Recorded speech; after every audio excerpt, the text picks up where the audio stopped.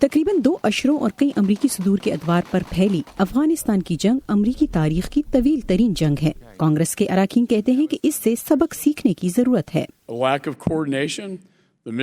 ہم آہنگی میں فقدان، فنڈز کا غلط استعمال اور افغانستان کے لیے ناکافی تربیت ملک میں تشدد کے خاتمے میں ناکامی کے اسباب ہیں۔ یہ مکمل طور پر ناقابل قبول ہے۔ سال 2001 میں امریکہ اور اتحادی افواج کے افغانستان پر حملے کے بعد سے اب تک 2400 امریکی اہلکار ہلاک ہو چکے ہیں۔ اس تنازع پر امریکہ کے تقریباً $1 ٹریلین خرچ ہوئے ہیں۔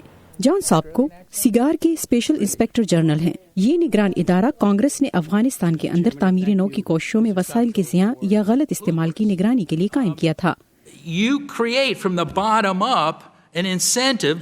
مختصر مدت کی منصوبہ بندی کے ذریعے آپ نیچے سے اوپر تک ایک ترغیب کی تشکیل کرتے ہیں۔ آپ وہاں 6 ماہ، 9 ماہ یا 1 سال کے لیے ہیں تاکہ آپ کچھ کامیابی دکھا سکیں، وہ کامیابی جس کو اوپر تک رپورٹ کیا جاتا ہے۔ اور جب تک آپ کو اس کا احساس ہو، صدر افغانستان میں ایک ایسی کامیابی کی بات کر رہے ہوتے ہیں جس کا کوئی وجود ہی نہیں ہوتا۔ یہ سماعت اس کے 1 ماہ بعد ہوئی ہے جب واشنگٹن پوسٹ نے اپنی ایک رپورٹ میں دعویٰ کیا تھا کہ حکومتی اداروں نے عوام کو گمراہ کیا اور ایسے شواہد کو چھپایا جن سے یہ ثابت ہوتا ہے کہ جنگ جیتنا ممکن نہیں رہا۔ اخبار نے سیگار کی دستاویزات کو اس ضمن میں حوالہ بنایا ہے، لیکن بش انتظامیہ میں جنوبی ایشیا کے لیے معاون وزیر خارجہ کی خدمات سر انجام دینے والے رچرڈ باؤچر کے مطابق شہریوں کو باقاعدہ منصوبہ بندی سے گمراہ نہیں کیا جاتا۔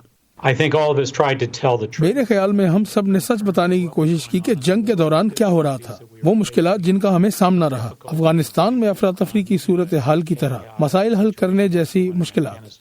تجزیہ کاروں کا کہنا ہے کہ جنگ کا اہم مقصد یعنی القاعدہ سے چھٹکارا حاصل کرنا جلد حاصل ہو گیا تھا، لیکن خطے میں انتہا پسندوں کے دوبارہ مضبوط ہونے سے متعلق امریکی حکمت عملی میں خامیوں سے خطے میں کوششیں متاثر ہوئیں۔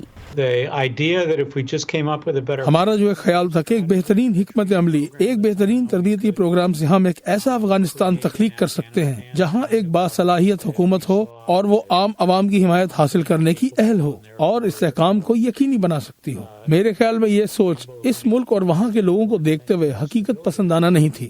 ان ناکامیوں کے باوجود تجزیہ کار کہتے ہیں کہ علاقے سے جلد بازی میں نکلنا ہلاکت خیز نتائج کا سبب بنے گا۔ ہم ایک ایسے موڑ پر ہیں جہاں ہم جانتے ہیں کہ ہم وہاں سے نکلنا چاہتے ہیں، لیکن اسے ذمہ داری سے کرنا ہوگا اور اس کے لیے مذاکرات کے عمل کی ضرورت ہے۔ ٹرمپ انتظامیہ اس جنگ کے خاتمے کے لیے طالبان کے ساتھ کسی امن معاہدے پر پہنچنے کی کوشش کر رہی ہے۔ جیسو سیمونی کی رپورٹ کے ساتھ نیلوفر مغل، وائس آف امریکہ۔